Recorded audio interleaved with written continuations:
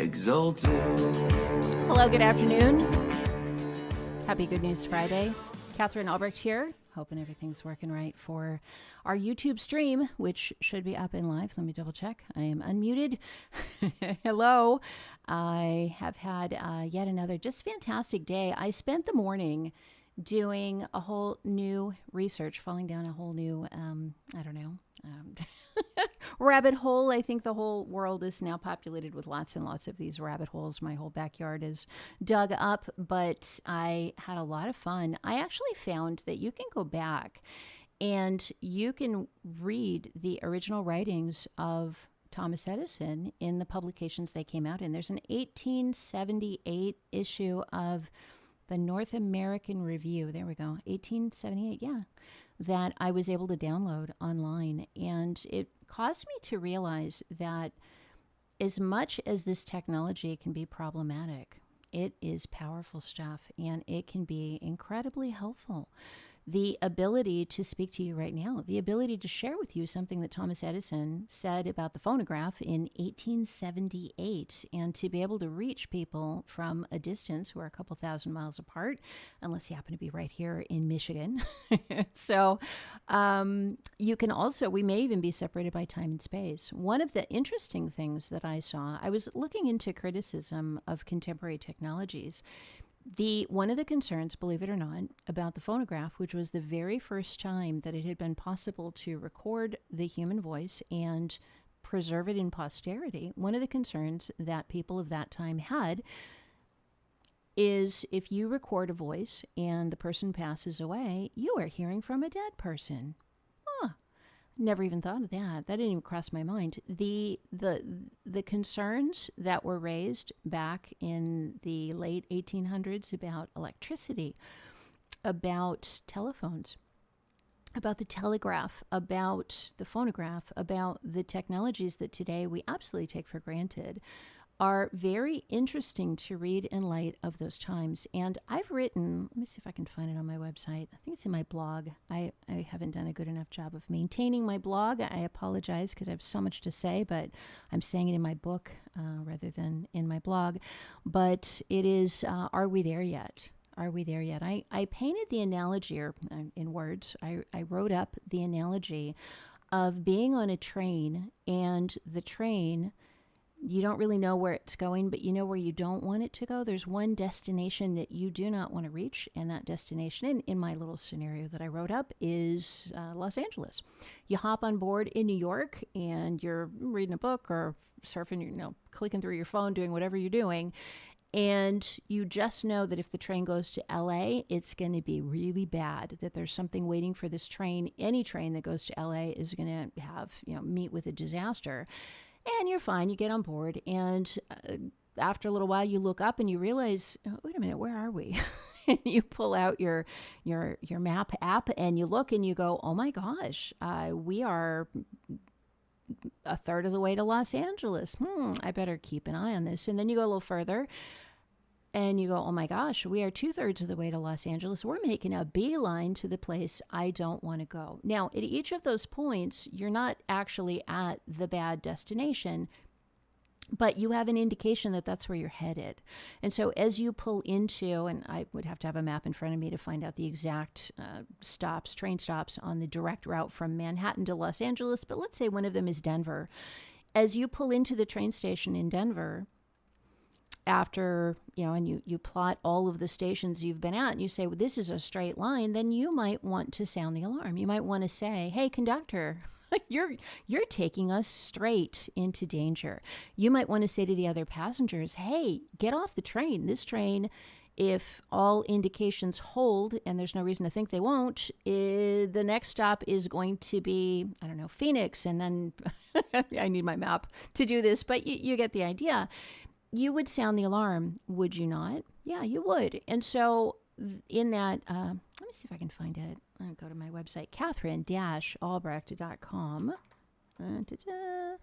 Underneath my picture is the latest blog post. There we go. Are we there yet? And so there it is. It was posted August 8th, so it's been up there a little while, but you might not have seen it. I'll just read it. All right.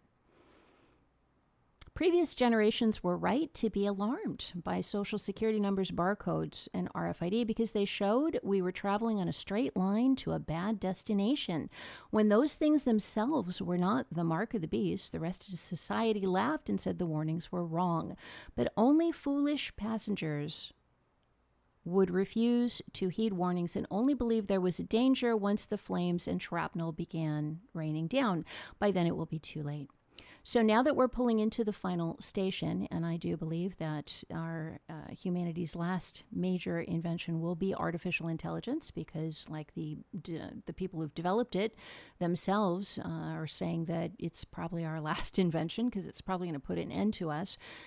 So now that we're pulling into the final station and the danger is clearly in view, what do? The answer is obvious. We must shout at the top of our lungs to warn people to get off the train and flee from the coming catastrophe. There's no time to lose, but what does it mean to get off this train? And then I go into some explanations. The Bible has the answer. It tells us to come out of her, my people, lest you be partakers of her sins and receivers of her plagues. That's from Revelation 18:4. Come out from them and touch no unclean thing. That's 2 Corinthians 6:17.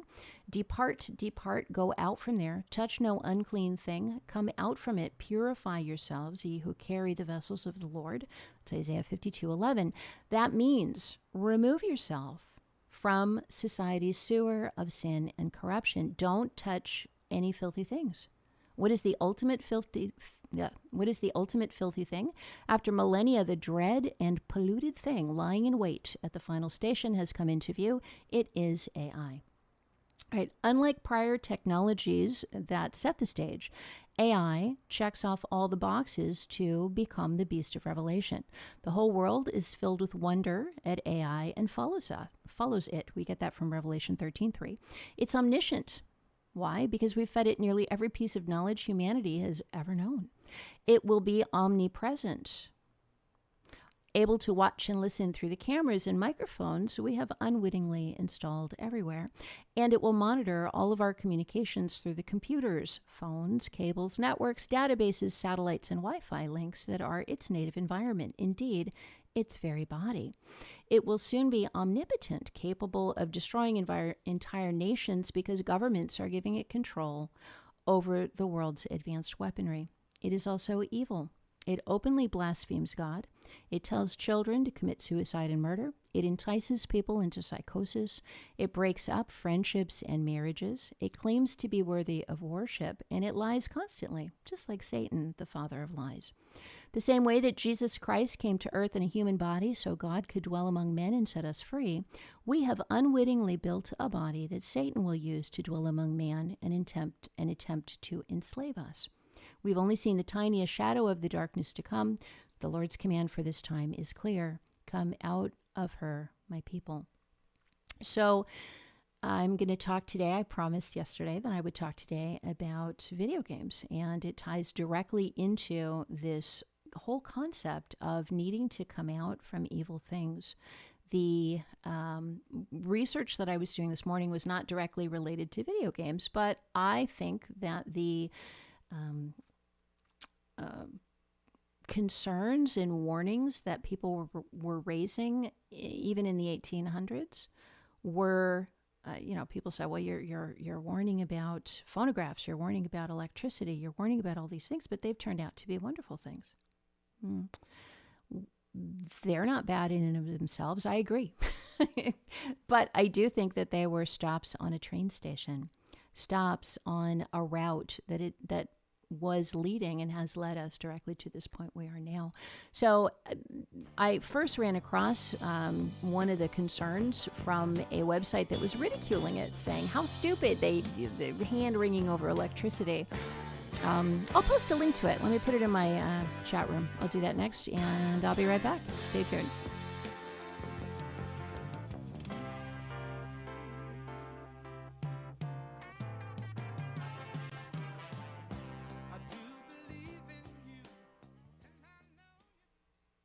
Why are most email programs free? Companies use them as bait to lure people into their system so they can scan their data and sell them to advertisers. It's like a hotel giving out free rooms so they can film people sleeping and then sell the video. You'd never agree to that. StartMail restores your privacy. No one but you sees your sensitive data, and it costs less than a postage stamp a week. StartMail.com. It's email you can trust. Your email is your business. But if it's spied on, hacked, or intercepted, it can fall into the wrong hands. The solution is encryption, a high-tech way to scramble your data so no one can read it. For years, only the technical elite could use this powerful tool until StartMail came along. StartMail not only lets you encrypt the email you send, it encrypts your entire account. Encryption. It's just one more way StartMail.com keeps you safe. Hi, this is Joe Jaquin, owner of the Patriot Trading Group. I'm sure you're probably aware of the reputations of many of the precious metals dealers here in the Front Range. I talk to customers all the time that know gold and silver are strong investments, that they are a hedge against a volatile economy. But these customers don't know where to buy gold and silver and are very justifiably concerned that they'll get ripped off. So I want to make you this promise. At Patriot Trading Group, there are no commission salespeople. We don't make outbound phone calls. We don't try to upsell you into some scam or package that we created. We don't disclose your information to anyone ever. The majority of our business comes from referrals and long-time repeat customers. If you're looking to learn about or invest in precious metals, give us a call at 800-951-0592 or go to allamericangold.com. That's 800-951-0592 or go to allamericangold.com. The Patriot Trading Group. No salespeople, no calls, just old-fashioned service.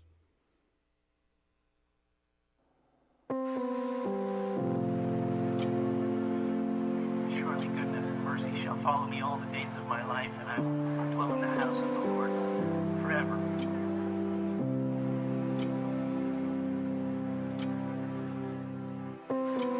Surely your goodness and mercy will follow me all of the days of my life. Surely your goodness and mercy will follow me all of the days of my life.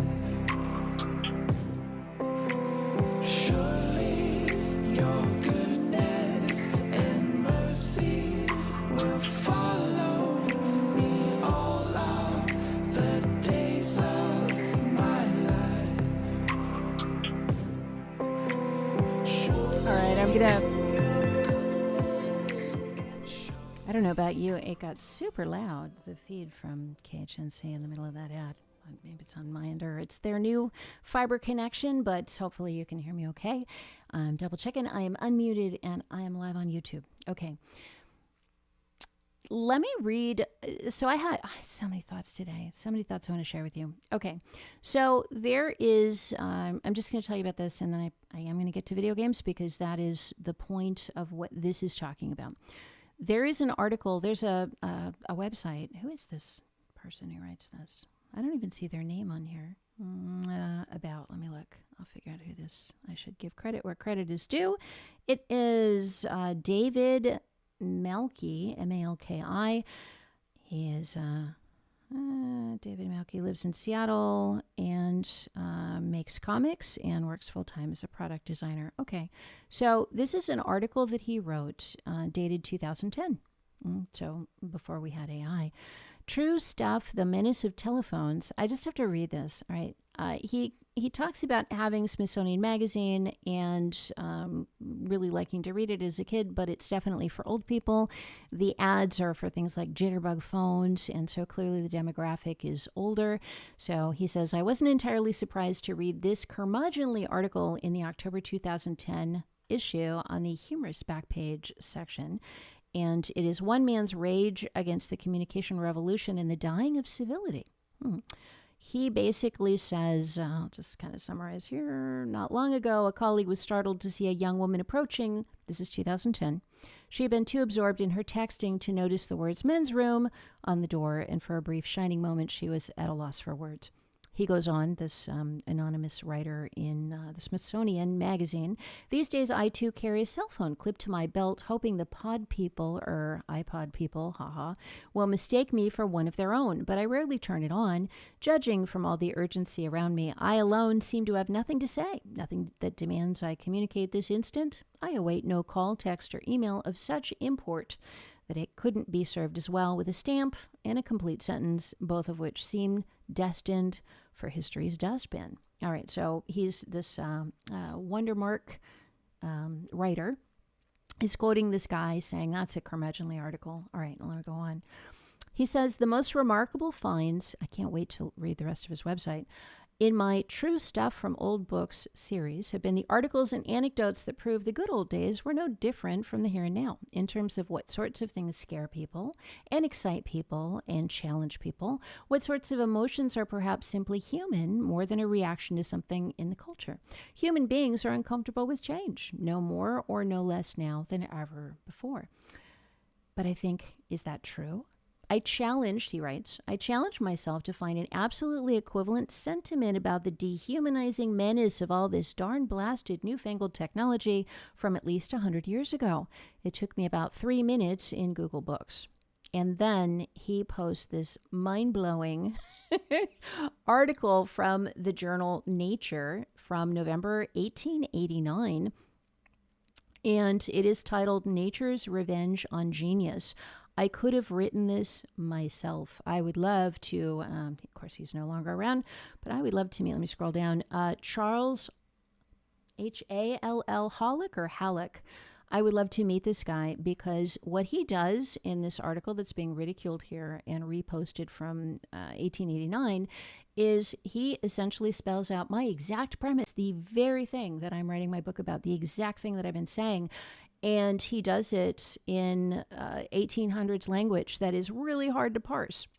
So I was having a conversation with my son who was helping me figure out how to get to the original version of this today. And we did a lot of poking around and realized that that literacy, the ability to understand complex language is one of the things that we're losing in this social media, TikTok, YouTube Shorts era where everything is just fed to us. We're losing the ability to understand complex speech. And so I was realizing that I am incredibly fortunate to have been very well educated and become literate prior to the advent of all this stuff, because I can actually read this and parse it and understand it. But I was thinking to myself, how many other people, especially people who were born after all of these technologies came along, would be able to even make sense of this.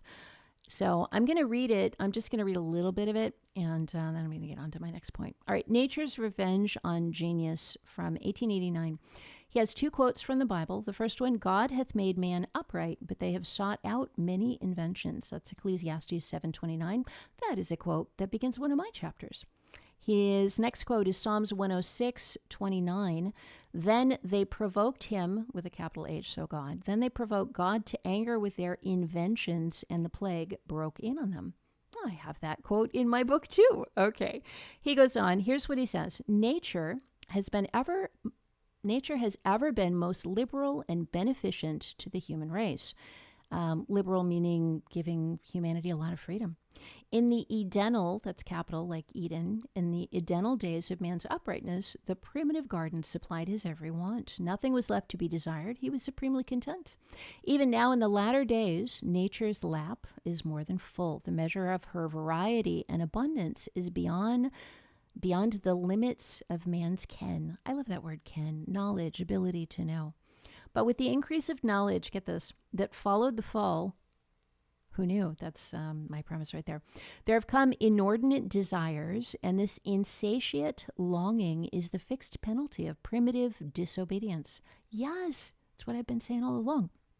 All right. The misery and suffering are rendered more intense because of the human capability of accomplishment. What do you know, like technology? In full consciousness of his strength and God-given faculties, man's constant endeavor from the beginning has been to neutralize that penalty and to restore by his own effort that blessed, pristine condition when contentment left nothing more to be desired. His mighty intellect enables him to work out successfully economic problems which he undertakes and to satisfy his wants and supply his deficiencies by multifarious ingenious inventions. All right, and I highlighted this. This is in yellow on my PDF here. There seems to be no limit to his scope and capacity, but he never attains the desired ultimate. Each success only seems to remove the desideratum. I'm going to have to look that up. I don't even know what that is. Most of these words I know. Each success only seems to remove the desideratum further off. Presumably that's the goal, the destination, the thing you're trying to get to. With each desire fulfilled, new wants arise like hydra heads to stimulate his energy and test his genius. Nay, more, new penalties and distresses persistently and inexorably follow each new invention, and that which man believes to be for his amelioration, in other words, for his relief and comfort, and that which man believes to be for his amelioration bears a satellite of evil in its train. The train is the thing that follows. The train on a wedding dress follows the wedding dress. The train on a not a satellite. On a comet? That's like the trail. So that's the train. So I'll read that again. Fresh calamities and new diseases not only come to view, but they are discovered to be actually produced by the novel appliances, which have been regarded as benefits and wonderful improvements. All right, this guy pretty much has written my book. I got to see if he has a book out there. I'll just put it in modern language, call it a translation, and publish it. This is the conundrum that I thought people had become aware of in the 20th century. This is 1889, so people already were seeing it back then. And they were seeing it from the same place I see it, which is that we struck a deal in the Garden of Eden and we decided to become like gods. He doesn't say that part, but we lost all of the good stuff that was supposed to make us powerful and capable, and we have had to develop inventions to get some of those skills back. Now he's missing a little bit of my thesis, or I won't say he's missing it, but I added a couple things to it. But this is basically the gist. Household conveniences beget unexpected annoyances. And listen to the ones he's talking about. In 1889, rapid locomotion involves fatalities. Mechanical contrivances to reduce labor impoverish multitudes while they benefit the few. And not only economic contrivances, but aesthetic devices exert a reflex influence on the health and comfort of those who employ them. Indeed, it may be stated as a postulate on general principles that the ratio of evil is 100 to 1 of good accomplished by man's inventions, either in respect to the intrinsic properties of the machines or to the population upon which they directly act. So while man apparently is working out his own salvation and benefiting himself, each effort is actually involving him more inextricably in the meshes of the divine penalty. Wow. So anyway, I just had to share that with you because I could think of nothing closer to what I believe. And yet this was in this article, which was just absolutely ridiculing this guy. How stupid that he was. He goes on to talk about telephones and electricity and phonographs, the modern inventions of his era. And just like the passenger pulling into the Denver station going, yikes, we're heading in the wrong direction. He was saying that these things were going to lead to a bad place. Now, don't get me wrong. I am not saying that we should not have technology. I am not saying that we should not have electricity. I am saying we shouldn't have AI because that's what God's put on my spirit. But these other things, what the enemy intended for evil, God has turned to good. These technologies, however, so yesterday I'm having a conversation with someone and they said, well, what about medical technology? What about PET scans? What's the downside there? The analogy I would draw is that we wouldn't even need PET scans. We wouldn't need cancer treatments. We wouldn't need even electricity if we hadn't screwed it up. So what happens is the devil breaks our legs and then tells us to be grateful for the crutches. Yeah, you need these now. Here I am. I'm so benevolent. Yeah. All right. I'll be right back. Is your email box overrun with spam? With a StartMail account, you'll never have to give your real email address to a stranger again. Online shopping, newsletter subscriptions, getting that 30% off coupon, they all need your email address. But with StartMail, you can invent new addresses or aliases linked to your inbox behind the scenes and give those out to people while keeping your real address hidden. It's just one more protection from StartMail.com. Red alert, Yahoo users. You've fallen in a trap that could ruin your life if you keep using Yahoo. You consent to sharing all data in your email account with our AI providers, and you grant us a perpetual license to use, display, publish, and publicly distribute your content in any media known now or in the future, and to let other users access and distribute it as well. Yikes. It's time to switch to StartMail, the only email that's AI-free and private by design. StartMail.com. Use promo code JD. What message?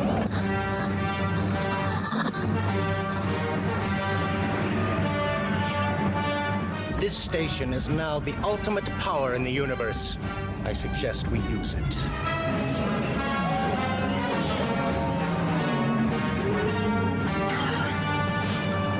This station is now the ultimate power in the universe.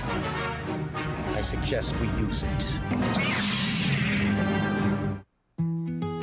Hi, this is Julie with A Natural Way, and I wanted to invite you to join us at 333 Denver Avenue in Fort Lupton, Colorado, where I am a traditional naturopath and a doctor of natural medicine. We do biofeedback and we see clients, but we have a little bit of a health food store, and right next door, we have just opened our new Juice Bar Cafe. You can find us at anaturalwayco.com or call us at 303-857-4481. Hope to see you soon. Bye. Mother! It's time to listen to Fake News Friday. Every Friday from 3 p.m. to 6 p.m. right here on 1360 KHNC.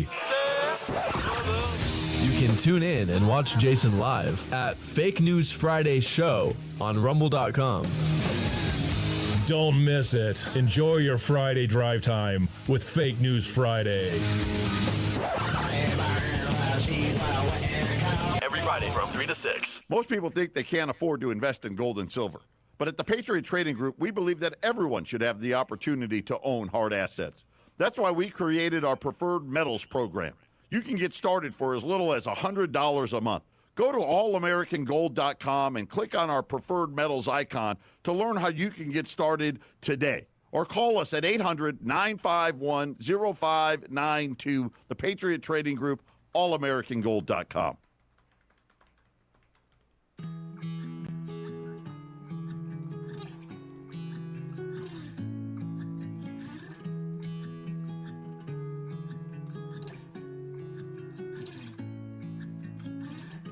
No longer do I call you servants, for the servant does not know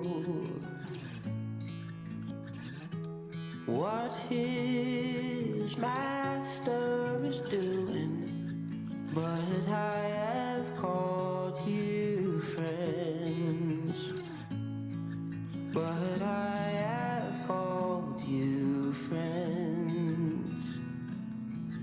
I have called you friends.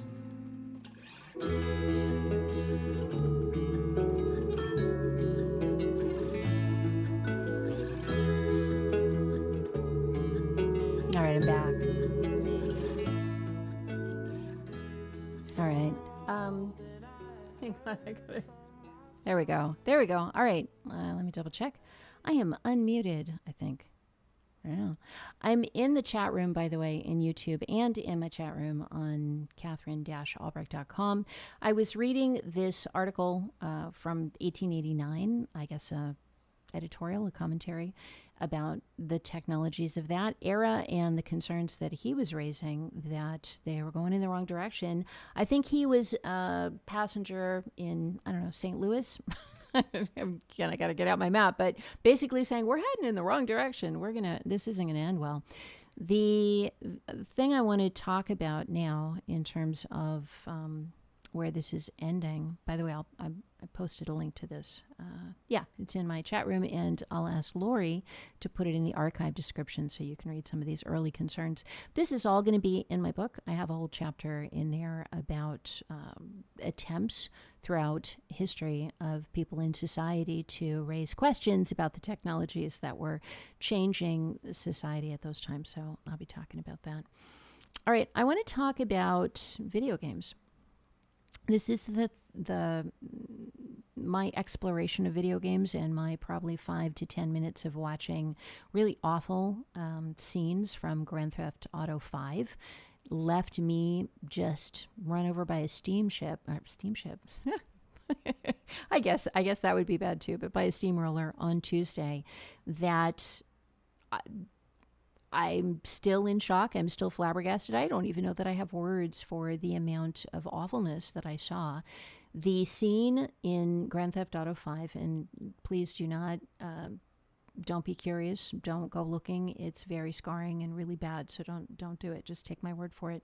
The scene that I saw was one of apparently many, many scenes in Grand Theft Auto 5 that are polluting, just very, very polluting. And I would say it was rated X.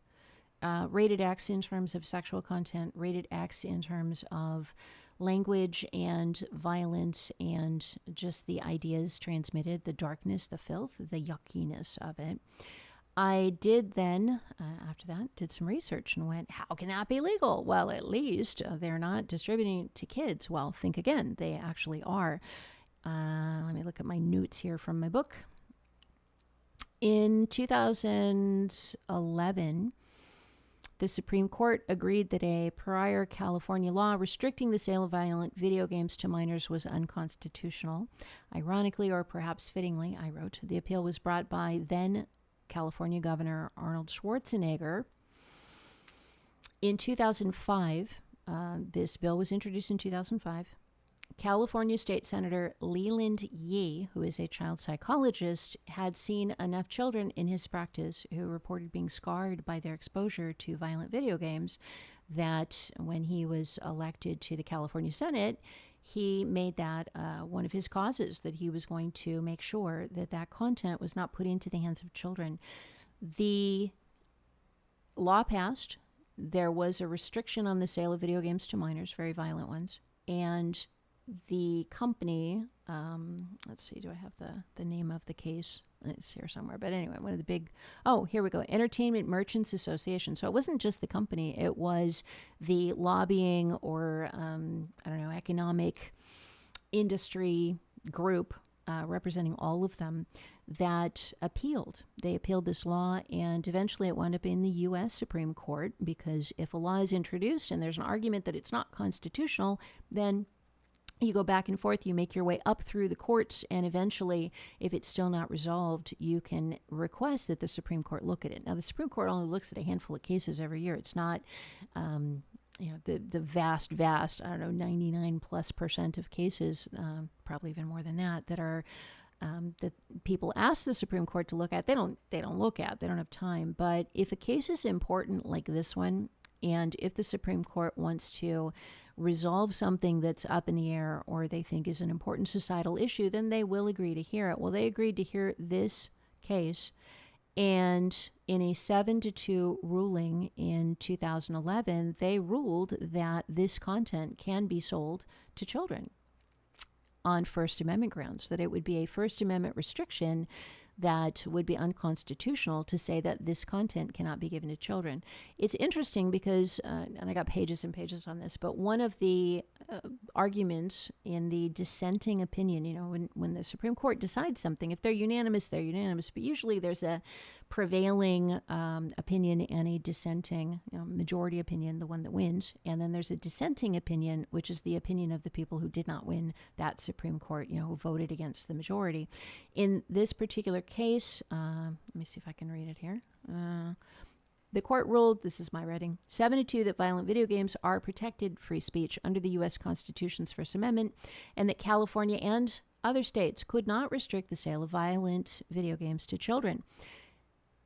Justice Stephen Breyer, in his dissenting opinion, said, quote, "What sense does it make to forbid selling to a 13-year-old boy a magazine with an image of a nude woman while protecting the sale to that 13-year-old of an interactive video in which he actively, but virtually, binds and gags the woman, then tortures and kills her?" Yeah. That is a Supreme Court decision, and then there's an article on it. All of this is going to be in my book. I'm including every bit of this. Then I went on to talk about Grand Theft Auto, which was the one that scarred me. 5 minutes of watching it scarred me. I couldn't even do my show Tuesday. I was sick in my spirit. I was sick all day. I struggled to even get through Tuesday. Fortunately, a lot of prayer, and Wednesday I was like, okay, all right, I feel like I have stared into the abyss. I have looked into the heart of darkness, and I know a whole lot more than I did before. I'm never doing that again, so please do not do that. Here's what I wrote. Grand Theft Auto. It's now possible for a person to simulate or imagine or experience in their hearts and minds the most graphic of violent, reprehensible actions. The best-selling video game Grand Theft Auto 5 lets players engage in torture, sexual acts with prostitutes, theft, and murder. Women's groups worldwide have condemned it for misogyny. Released in 2013, it brought in, as of fall 2025, so as of now, it has brought in $10 billion. Just to put that in perspective, this is by no means one of the top 10 best-selling games of all time. And yet, with its $10 billion, it has brought in more money than films that we know that are famous. Let me read that on. That far exceeds the amount earned by any movie ever. The biggest grossing movie as of today is Avatar. Boy, I have many things to say about that being the top grossing movie. But anyway, $3 billion for that. Titanic also brought in about $3 billion. Gone with the Wind is the best, highest grossing Hollywood film of all time. If you adjust for inflation, it has brought in $4.5 billion. Now, that seems like a huge amount of money for a movie, for something in the entertainment sphere, though that's pocket change compared to what these video games are bringing in. All right. Shortly after the game's release, this is me writing, an 8-year-old Louisiana boy shot and killed his grandmother after playing Grand Theft Auto 5. Police reported the boy was distraught because he had not understood that shooting someone would cause them to permanently die, and he hadn't meant to kill his grandmother. Now, I don't know if this boy was developmentally delayed or what his situation was, but at the age of 8, he had played this game, seen guns be picked up and aimed at the heads of numerous people throughout the video game.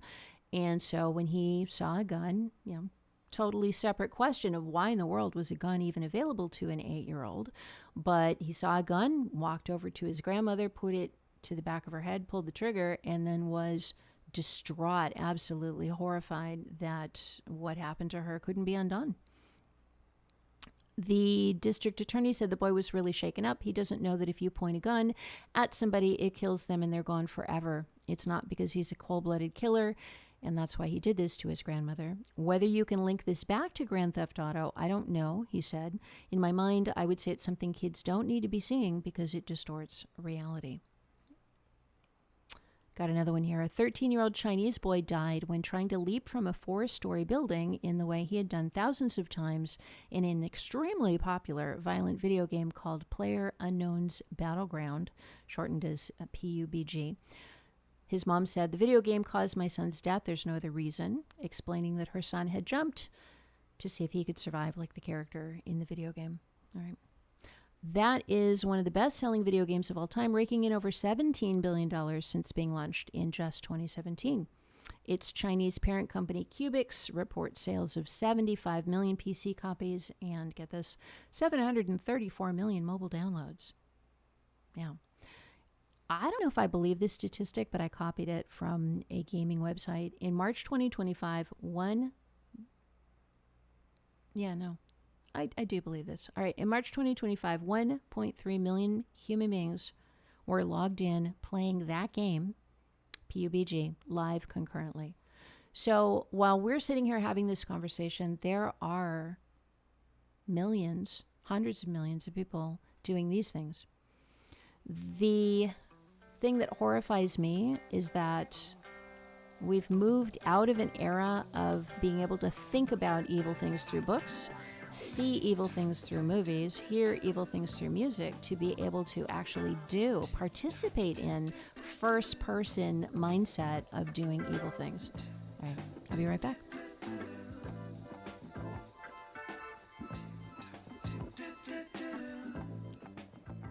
I've been hearing a lot about the LifeWave patches, and they sound amazing. And I'm thinking I want to try them for myself. But can you tell me how they work?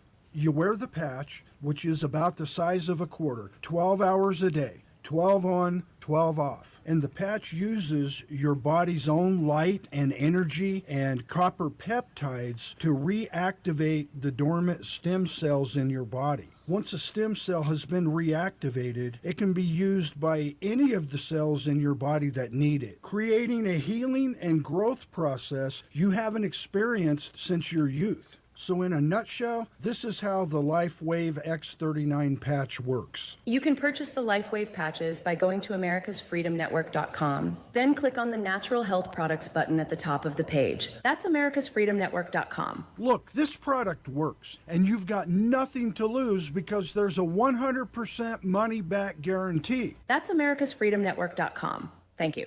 Mother. It's time to listen to Fake News Friday.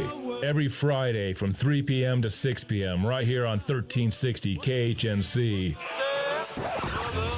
You can tune in and watch Jason live at Fake News Friday Show on rumble.com.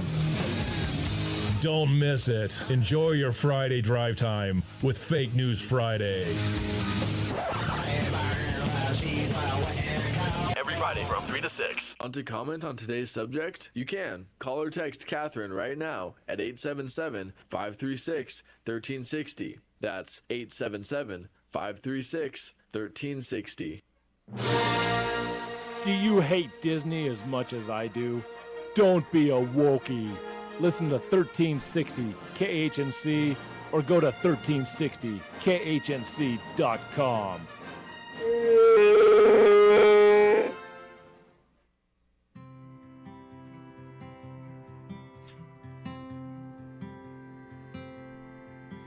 The Lord is merciful and gracious, slow to anger, and abounding in steadfast love. Abounding in steadfast love. The Lord is merciful and gracious, slow to anger, and abounding in steadfast love. Abounding in steadfast love. All right. So yesterday, I told you guys that I had written up not the Grand Theft Auto stuff. I couldn't write that. I couldn't write it. It's X-rated. It's filth. It's unbelievably bad. I couldn't write that. I'm not going to even share with you. The Bible is correct when it says don't even speak about the things they do in private or in secret. And that's not even secret. That's a widespread product, I guess. Ugh. But I'm not going to tell you about it. There was another scene, though, that I do want to tell you about, and I posted a link to it yesterday in my chat room at Katherine-Albrecht.com. People got a chance to see it. Each of the chapters of my book has an opening vignette, which is kind of a scene, of, like a story or a scene from life. If you have read the book Spy Chips that I co-authored with Liz McIntyre, she wrote most of the intro vignettes, but they're little stories. It opens with you kind of in a scene and a little bit of fiction or real life. This particular vignette that I wrote to open the chapter called Virtual Sin, about these video games and the darkness that they contain, I did share it yesterday. It's about a page and a half, and I'm not sure I want to read it all, but I'm going to read a little bit of it to you. This came from, I don't say this in the book, but I'm going to tell you just so you're not horrified. This scene that I'm painting here is of someone playing Grand Theft Auto 5, Modern Warfare, or I'm sorry, not 5. Grand Theft Auto in the version is Modern Warfare. In this scene, a player, who could be a child, of course, because it's protected First Amendment speech, a player plays the role of a CIA agent who is trying to win the trust of some Russian terrorists, and in order to seem like one of them and not be suspected, he takes part in a shoot-up, basically, a mass shooting at an airport in Moscow.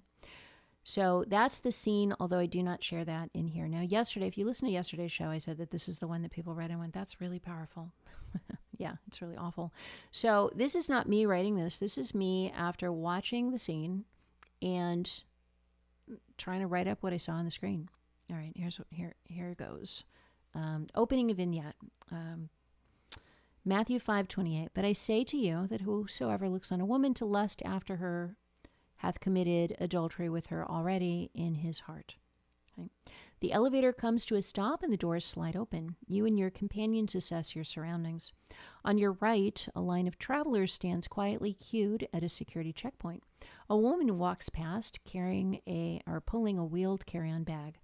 A wave of adrenaline hits. You take a deep breath to steady your nerves, then shift your focus to the weight of the AK-47 in your hand. For the dozenth time, you remind yourself that no matter how many people die today, you are not really a terrorist. You're an American. Your name is Joseph Allen, and you work for the CIA. The only reason you're here is to con these Russian guys into trusting you. Across the room, you spot a fat security guard mid-yawn and make a mental note to take him out first. He would pee his pants if he knew 4 burly men in tactical gear were about to take down an international airport, but he doesn't even glance in your direction. What an idiot. You realize every person in this airport is an idiot, too dumb to know today is about to be their last day on Earth. Remember, no Russian, the leader growls. You nod at the reminder to speak only English, but inwardly roll your eyes. That dude's thick Moscow accent isn't going to fool anyone. Okay, buckle up, it's time. In unison, the 4 of you click the safeties off your rifles, step out of the elevator, and purposefully walk into the terminal. You raise your weapons to eye level, point at the line of people waiting at the security checkpoint, and pull the trigger. Instantly, the usual airport sounds, loudspeaker announcements, conversations, the clack of keyboards, electronic beeps, the whoosh of automatic doors, all give way to the bap, bap, bap of semi-automatic gunfire and terrified screams. The muzzle of your rifle emits a continuous cloud of white and yellow sparks as hot bullets rip through soft flesh. Bap, bap, bap, bap, bap, bap, over and over, bap, bap, bap, until eventually there's nobody left standing to shoot. Your eyes scan the lifeless bodies strewn across the floor. No one is moving. Your team heads for the escalator, stepping over corpses and shooting anything that moves along the way. When you get upstairs to the concourse, it's pandemonium. Scores of passengers who had been shopping and eating are now running frantic, screaming in all directions. Unlike downstairs, where the passengers had nowhere to run, there are shops and restaurants here that give people places to hide. You'll have to pick them off one by one.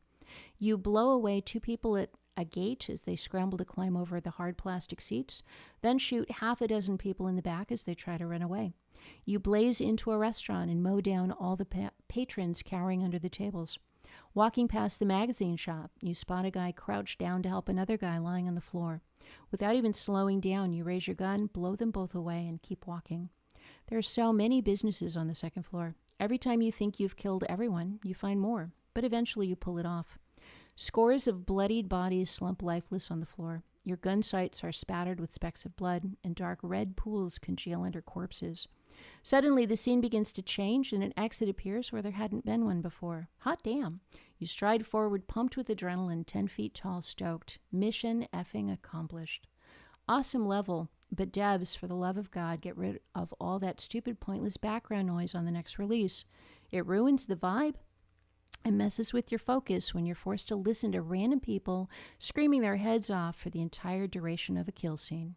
You stretch your neck, crack your knuckles, and take another swig of Gatorade. There you go. All right.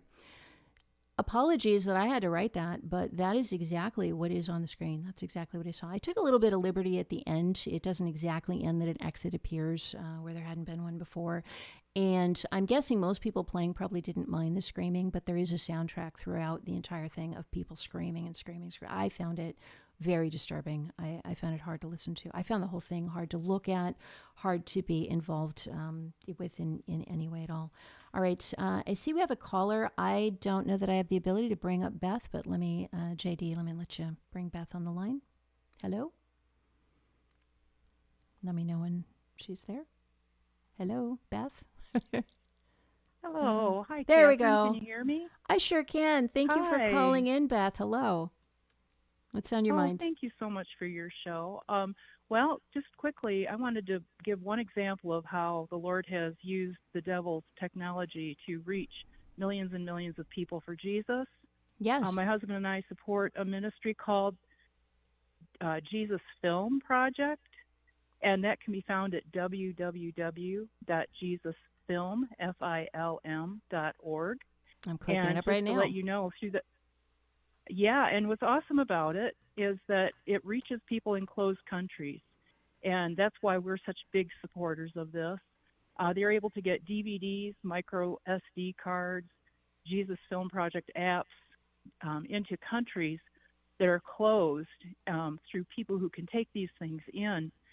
I have the statistics for 2023 alone. 767 million viewed Jesus, the Jesus film, and 22 million prayed to receive Jesus as a result of Praise that. God. How wonderful. So yeah, in a time when I'm looking at how millions and millions of people are falling prey to the thing that I just read and involved in all of these disgusting things, I am thrilled to hear about this. So I'll include this in my book. Thank you, Beth.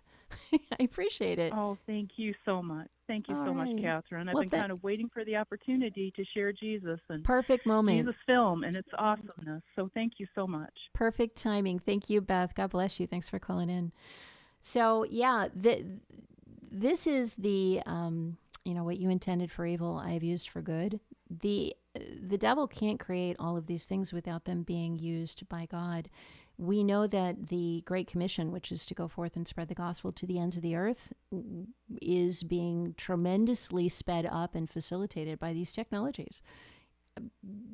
The Lord will use them for his purposes. The thing that I have become aware of and that I want other people to be aware of is that this content, though, in video games is dark. It is very popular. Everyone I've talked to knows at least someone who's played these games. I was talking to somebody yesterday. They're like, my son plays that game. My son, I went on Reddit, and the number of people, I did some searching around there for people who were exposed to this as children, and people were saying things like, this is adults, and the question was, how did you feel when you first saw No Russian? By the way, if you want to look it up, that's the name of that hideous airport scenario. It was controversial even among gamers. It was in the media. No Russian is the name of that particular level in Call of Duty Modern Warfare. It's called No Russian, the one that I just read, and very controversial. But on Reddit, there was, you can look that up too, there's a thread on Reddit where somebody says, how old were you when you first played No Russian? And the number of kids they're adults now, but the number of adults who said they were 9 and 10 and 11-year-old kids was a lot.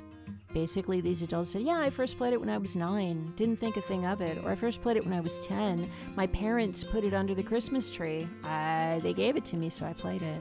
So think twice what you allow your young kids to get involved in, because it could be something really dark and it could scar them.